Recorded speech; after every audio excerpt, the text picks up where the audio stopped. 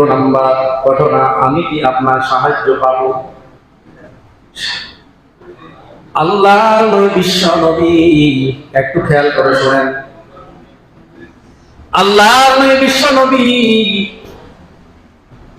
হঠাৎ করে আপনার গরমের মধ্যে দ্বিপ্রহরে রৌদ্রের মধ্যে হযরত আবু বকর রাদিয়াল্লাহু তাআলা বাড়িতে আগমন।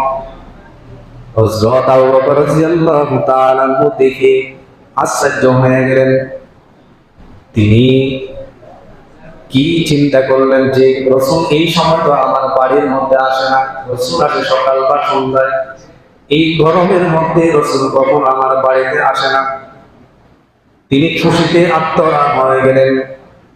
আবার তার শরীরের মধ্যে একটা কম্পন ধরে গেল, কি যেন না কি হয়ে গেল, রাসূল এই সময় আসে না।